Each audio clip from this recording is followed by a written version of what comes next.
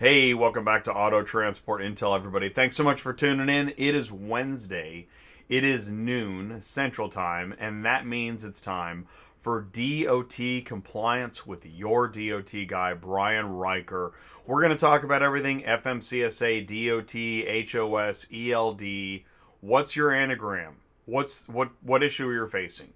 Clearinghouse.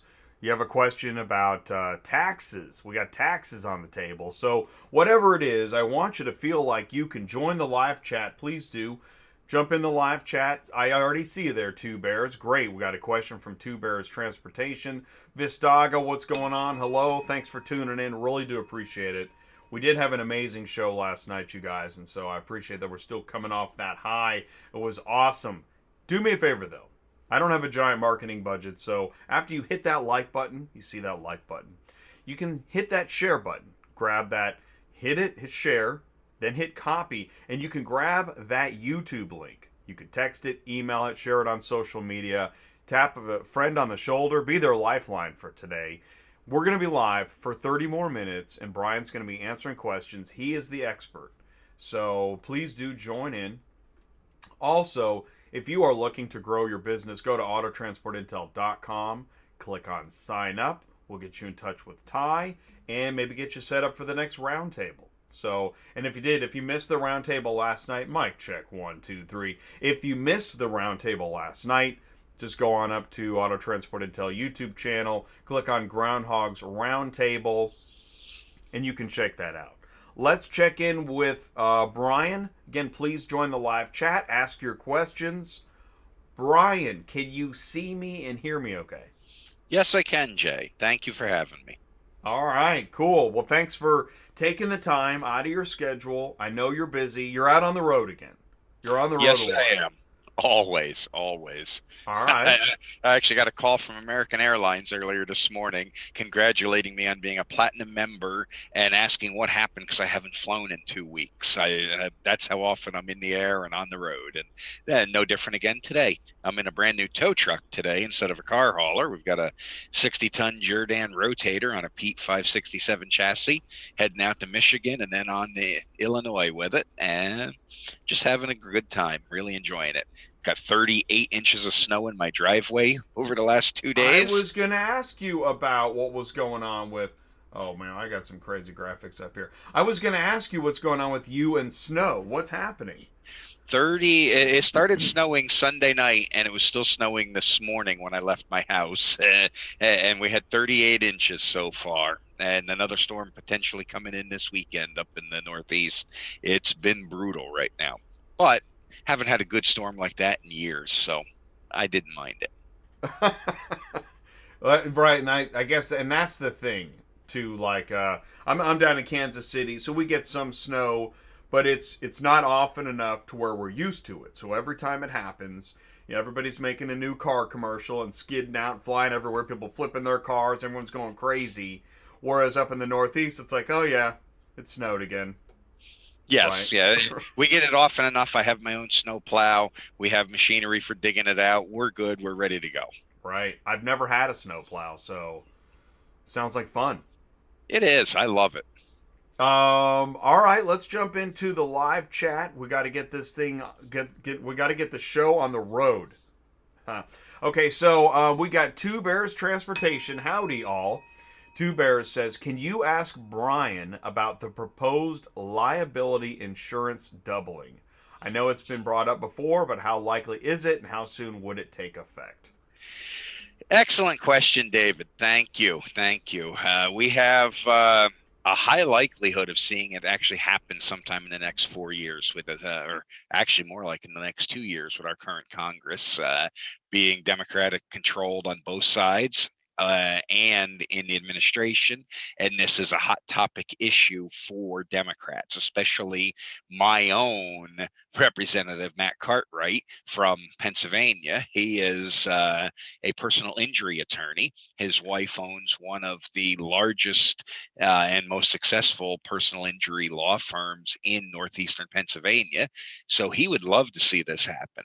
And unfortunately, I think something is going to happen in the next 2 years with liability insurance. So we really need to reach out to our lawmakers, reach out to your congressman, reach out to your representative, reach out to your state level lawmakers to let them know you're displeased with this.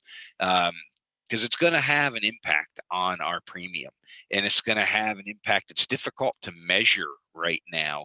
We can't just say, okay, 1 million costs this much, 2 million is going to cost 20% more or whatever, like we do now, because when everybody has to come up to the 2 million or more minimum level of financial responsibility, we're going to start seeing claims paid out at a higher percentage of policy limits, which is why the trial attorneys want this. That way, when you have a $2 million policy, it's easy for them to ask your insurance company for $500,000. It's a quarter of your policy limits. They write the check to make it go away because they're going to spend more than that defending it in court. Right now, when you only have a $750,000 policy limit, they ask for $250,000. Your insurance company is more likely to defend that in court. So I'm going to see, I anticipate seeing frivolous lawsuits increase. I anticipate seeing higher settlements out of court before it even gets in front of a jury. And I anticipate seeing an increase in jury settlements because of this. If I had to guess, I would say we're probably going to see a 30 to 40% increase in our base level premium because of this if we do double our minimum financial responsibility levels. I appreciate that question and you weighing in on it, because I've been wondering that too. Like, it seems like this is bad news.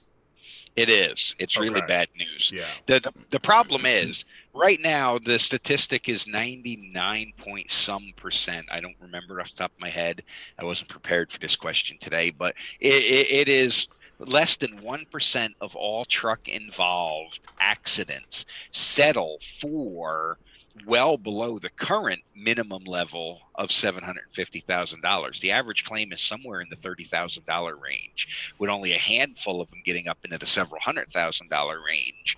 So there really is no need to have $2 million in public liability for that handful of claims a year that require more than $750,000 or $1 million to make the victim whole again. There really is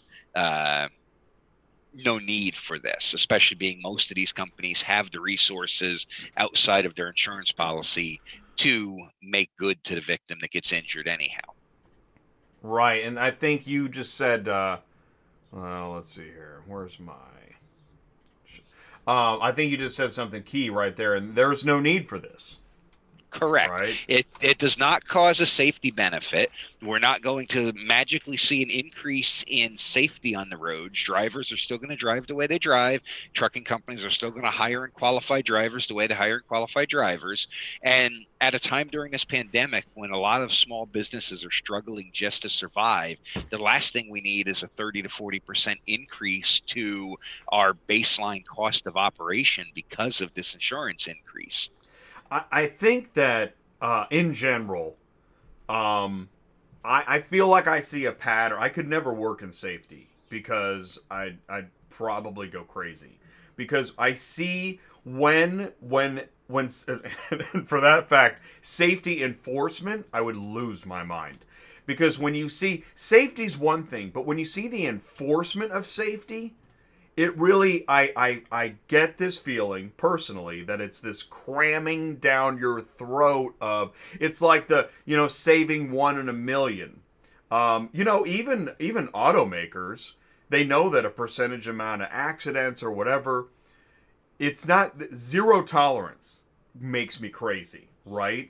Zero tolerance is not a good policy. Terrible. And people are like, I love zero tolerance. No, actually, zero tolerance is a killer. Yes, safety by legislation, safety by regulation does not happen. Nobody should care about safety, your own safety, more than you. You are number one. Mike Rowe sums it up best with his Safety Third campaign, where after years of doing shows like Dirty Jobs, he realized that the safety person on the set, they really are just there to check off boxes on a sheet, and they really could care less as long as they don't have to fill a report out at the end of the day. You need to take care of your own safety. And that is really what we need to get back to, is personal responsibility. Because just because you're compliant does not always mean you're safe. It really doesn't. So this is so great. I'm so glad you said that. Okay, so when I was in Hollywood working on film sets, the set medic, right? You know, you're kind of your Baywatch, you know, band-aids and pontoon. He he was giving out massages to like wardrobe girls. Like that's what safety looks like when it doesn't have anything to do. Exactly. I can't believe I just told that story, but the thing is, it's these yeah. So anyways, it really frustrates me. I was really hoping that insurance wouldn't double, but you've just confirmed my worst fears. So, I'm fairly certain it's going to happen. And the thing we really need to think about this, because I've seen some discussions in some other forums about, oh, just buy a blanket policy. Don't worry about it. Umbrella policies are cheap. No, an umbrella policy will not satisfy this requirement. It will be your base policy that will be $2 million or more. If Senator Cartwright gets his way, he put in a proposal last year for $4.3 million minimum base level financial responsibility for motor carriers. oh, why, Brian? Why? Okay. To line his pockets. And you know, I also, this was one of the let's see, this was in my, we'll go to that one in a second, but where is it? I thought I had it in here. Wait a minute, did I skip it? Yeah. OIDA led coalition rallies to fight minimum insurance hikes. So that was number 2 news story. I'll tell you what, this one's for John. He brought this up last night. Oh, I got it. I got the titles on the screen here. Sorry about that. So fuel tax rate changes. Speaking of bad news, let's talk about fuel tax rates. Well, I'm not going to say that's necessarily bad news, Jay. Okay. We all know that our roads are in horrible shape, and that some states are worse than others. States like you're on the Missouri side of the line, right? That is correct. Yeah. So states like your home state of Missouri, I-70. Yeah. Yes, you have not raised your base fuel tax rate in 20 some years. You have one of the lowest fuel tax rates in the country, so you get to enjoy cheap fuel at the pump. So yeah, we do. We do have cheap fuel. We really do. Yeah. You're overdue for that increase, because construction costs in 20 it's years way have too gone much. up. Our fuel prices are way too high. So here's, to be serious for a minute, yeah. Fuel tax is probably the most equitable way to collect the user fee for being on the highway. If faced with it, I would rather see a fuel tax increase where that money is guaranteed to go into the highway trust fund, go into pavement miles, not be diverted for bike paths and mass transit and rail beautification, but actual lane miles we travel on. That is a much better way, a much more equitable way to collect user fees for the highway than the alternative, which is a public-private partnership with a toll road, because tolls always get out of hand. Or some senators and our newly confirmed Secretary of Transportation, Pete Buttigieg, he is considering a vehicle miles traveled tax, which in itself is fairly equitable, because then your electric vehicles that don't consume traditional motor fuels, they would be paying their fair share. However, now there's privacy issues to collect vehicle miles traveled, or even to collect tolls. Even if we do it automated from license plate readers or whatever, now there's a database that knows exactly where your vehicle's been at all moments. I'm not talking about the commercial trucks that we already have to self-report, but I'm talking about your personal vehicle too. So would you rather just pay for using the road with the fuel you consume at the pump and pay a few cents a gallon more? Or do you want someone tracking your personal car to know where you went every mile you drove? So that's the question. Let's see here. Okay, there we go. Got that back. Well, I'll tell you, and you said the key word there, diverted, right? As long as the tax goes to, because this is where my pessimism of politics comes in, as long as it goes to paid miles and not like transgender sports. Okay, there, I just did it. But that's the thing, is that I don't know how politics does this. Politicians are, they got this way of, they're all, half of them are lawyers, right? Or were, right? That's what it takes. All right, let's get back on track, Jay. In fact, we had a really good question in the live chat. Reese Kreitzer, first time caller, long time listener. Hi, everyone. I'm just getting started in auto transport. What's the best way to learn compliance as a broker? Bill of lading, condition report, etc. I love that question.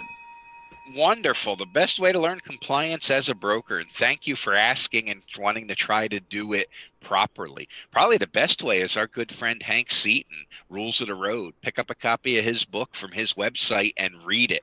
It covers everything from soup to nuts on what you need for carrier agreements, broker agreements, shipper agreements.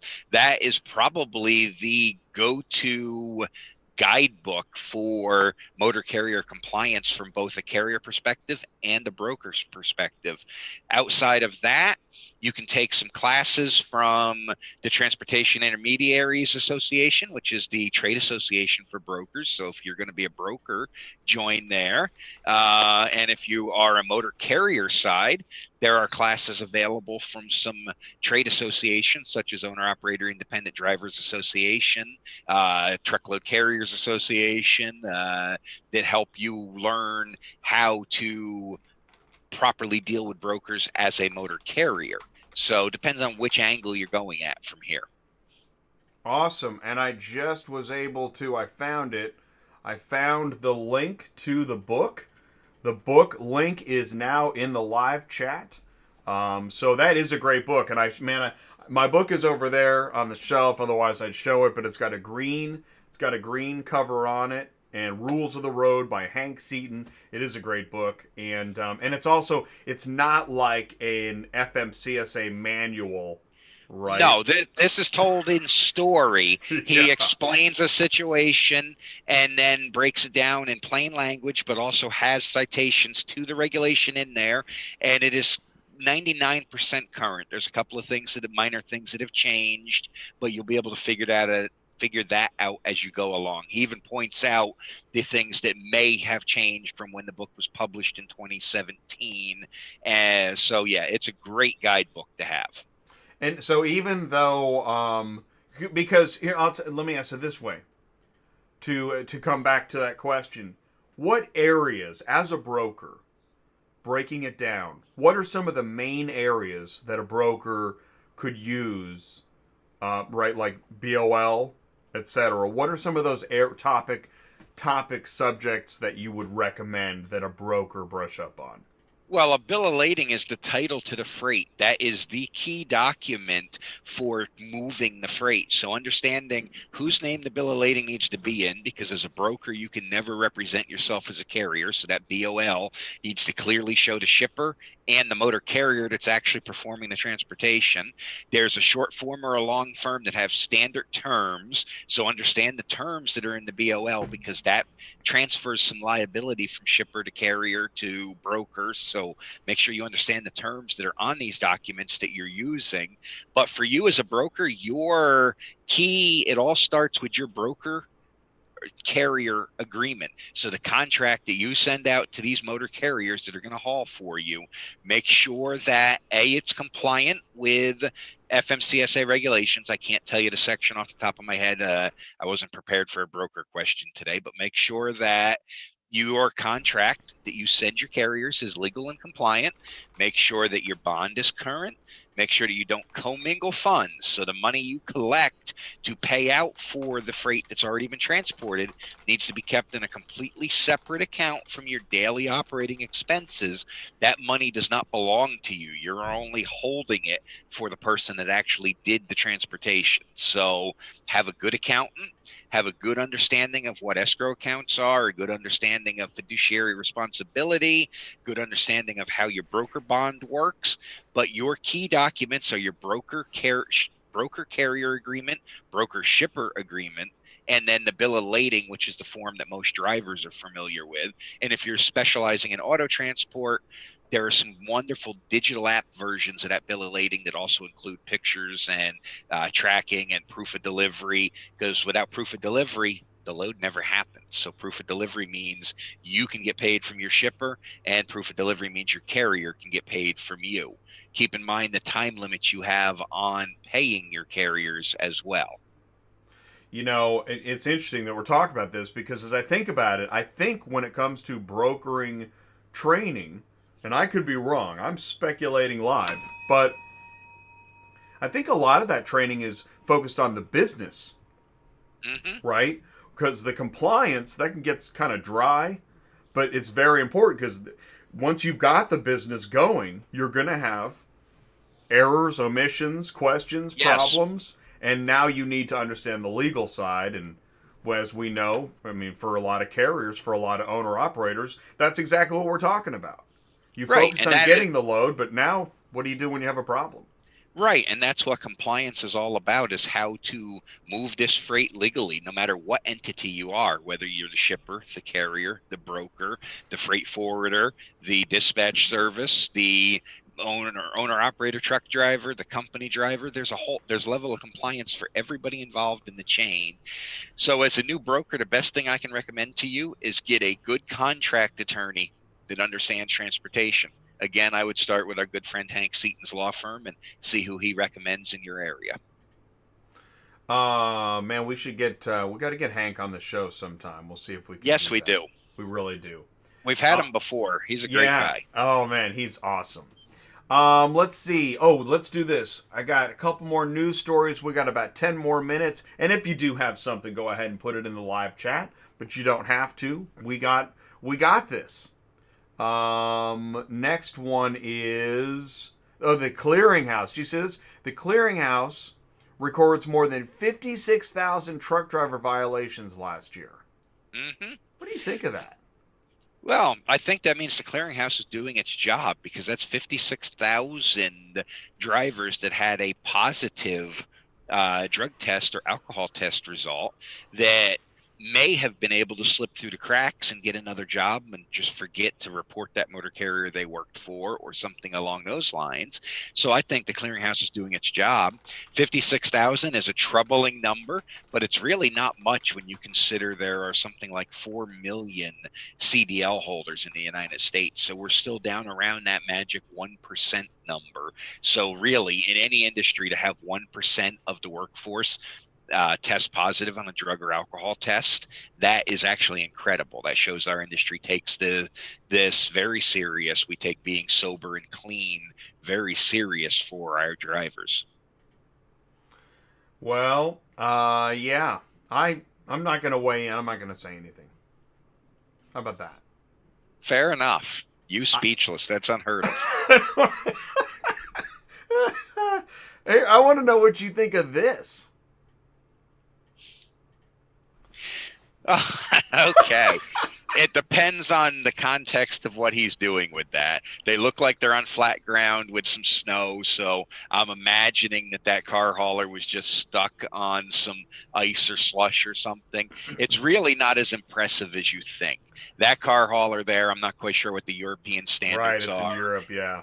It looks like it maybe is 7 to 9 car carrier, so probably equivalent to here, 80,000 pounds. So on flat level surface, that means it takes about 8,000 pounds of force to roll that vehicle. The rule of thumb is 10% of your static weight when your wheels are free rolling, not locked up, and you're on flat ground. So really, he's not pulling that much weight with that Land Rover. It just looks impressive. But do you think there'll be somebody that's like, well, shoot, I got a Land Rover, I'm going to get into car hauling? There always will be. Look at the commercial they did years ago when they introduced the Toyota Tacoma or the Tundra, and they were pulling the space shuttle through Houston, Texas on the bridge. And it's a 200,000-pound load being pulled by a Toyota Tundra. Yeah, under controlled conditions, you can do that. Now, the issue there with a chain in between them, there's no stopping when things go wrong. And actually, if that truck is stuck, word of safety, you have to be careful. You can't tug and jerk at it. There's been people killed when the chain breaks and flies through the back window on these vehicles. I honestly, I'm not coming down on anybody, and I'm not going to make a judgment call, but it's almost irresponsible, right?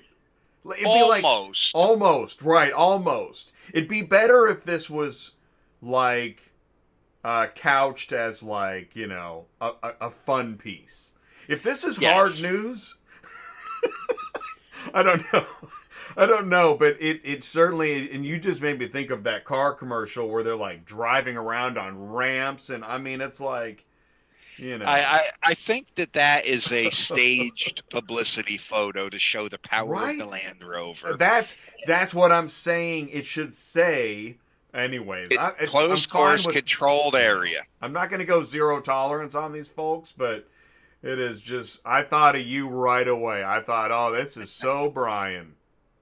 One more. Oh man, Roadcheck.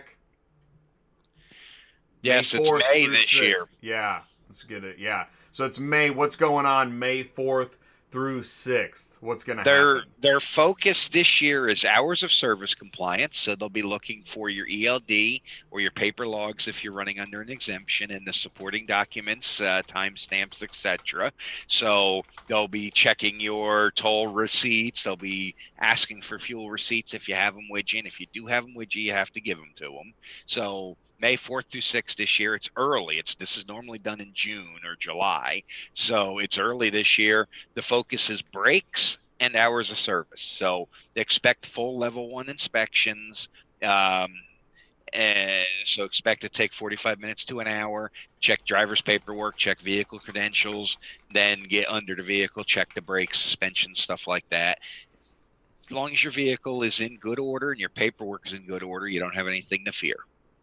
I find it so interesting that it's announced months earlier. I mean, you don't get notified of a speed trap 10 miles ahead. No, but it's the same concept of the states that put up the DUI checkpoint signs 2-3 miles before. It's visibility to make you think about safety ahead of time. And they realize that the guys that are really running illegal are going to take that week off the road. They're going to go around on the back roads. They're going to get out of the way. But it takes 80% of the drivers that are on the road and make them really think about it. So they stop. It gets the truck stop chains and the national service chains to offer free level 1 inspections. We'll do a quick DOT inspection, see if we find anything wrong. It makes people think about safety and compliance. So it's a feel-good campaign. They don't really expect, however, they still manage to have almost a 20% out of service rate during these events with advance notice. That's sad. There's no reason for it, but it's really a feel-good, hey, be aware of thing campaign. Exactly. That's right. Well, and that's like the Clearinghouse. Well, wait, what did they say? They got 50,000. They caught 50,000 people. 56,000 results came back as positive in the Clearinghouse. That's still a lot, because, dude, you've known about, well, or you didn't. I guess if you're that busy driving around the back roads, maybe you don't hear the news about the Clearinghouse. Well, even there, that 56,000 number, it's not anything new. We have always held between 0.5% to 1% of the active participants in our industry fail their drug and alcohol test every year. In fact, that's why we went to testing 50% of your fleet up from 25% last year, because we broke that magic 1% of current CDL holders had a positive drug test result come back. And the number one substance that they came back positive for is marijuana, which leads us into a whole nother show that we've had our discussions on before. Yeah. CBD, right? What does the Clearinghouse say about CBD? Don't do it? Right? Don't do it, because there are no federal standards to tell you if that truly has any THC in it or not. There's some that say it's safe and say that there's 0 THC, but you're trusting their marketing team to tell you that that's always a good idea. Yes. So the federal government doesn't care where the THC in your system came from, whether it's a gummy, a legal prescription, or something you bought from the guy in the back corner behind the gas station. Zero tolerance. Exactly. Yeah. And so unfortunately, that is one of those zero tolerance situations that is enforced still. And I'm pretty sure I've read that there were accounts where somebody took CBD under the marketing assumption that there was no THC. That didn't turn out to be the case. They got busted. Then Happens daily, Jay. Happens Yeah. daily. I'm really disappointed that stuff is sold at the truck stops right now. Until there Wow, is a it's at the federal truck stop? standard. Wow. Oh yeah, you can buy. My I mean, personal why wouldn't it be? chiropractor that does my DOT physical sells it in his office. Now he says he has an independent lab that verifies the brand he sells has zero THC, but I'm still not willing to take that chance until there is an FDA approved certification process that says this has zero THC, or until such time where marijuana THC comes off the Schedule 1 list and there is a way to lawfully use it, just like we can lawfully use alcohol in the trucking industry. Well, and even if it comes off the schedule, the truckers don't get the benefit. So Not yet. Not until. I mean, when would that ever change? It'll take several years because we'll have to change the way we test for it. Again, just like alcohol, they will have to have a reliable field intoxication test before they ever allow it to be used by commercial drivers. So just like alcohol, you take a breath test either immediately before or immediately after a shift. They'll need a similar test immediately before or immediately after your shift before they'll ever consider allowing THC for use by drivers and pilots and such. And wouldn't that be nice if THC in your system actually reflected the longevity of the effects? Absolutely. You get high for a night, but it's in your system for a month. What's up with that?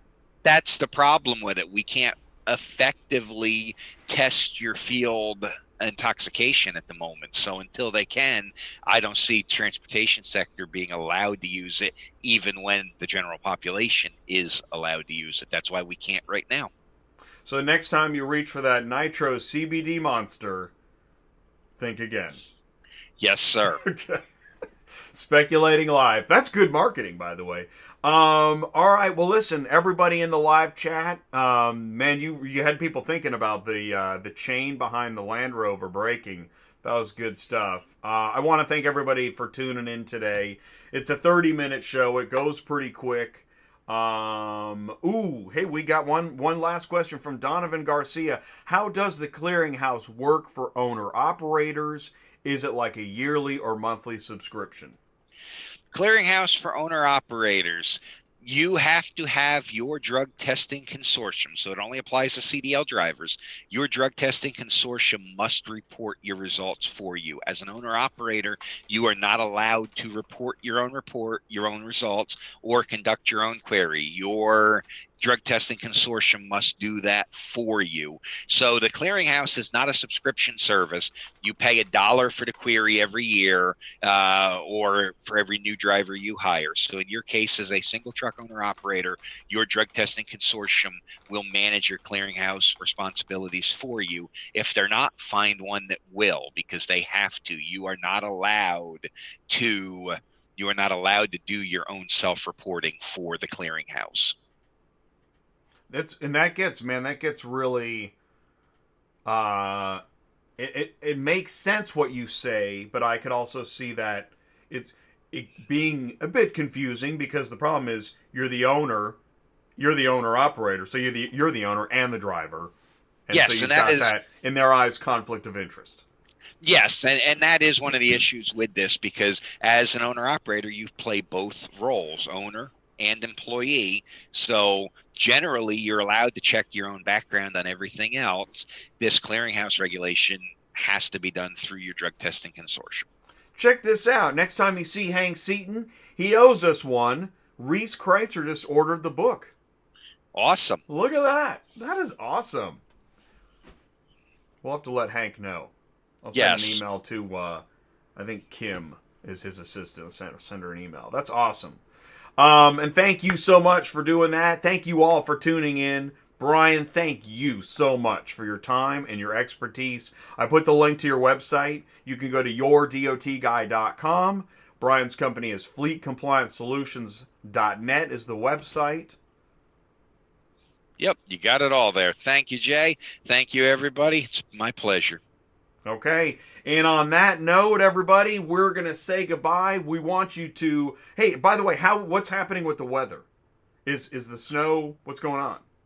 Where I'm at right now, the skies are bright blue and clear. I'm still going to get a little weather up in northeast Pennsylvania, maybe this weekend, but I'm driving towards a potential storm in Michigan for tomorrow. Ah, so the storm's in Michigan now, huh? Yes, so yes. Be careful. All right, well, be careful out there on the road. Weather is not the only way to mess up a day. DOT compliance, be ready for May.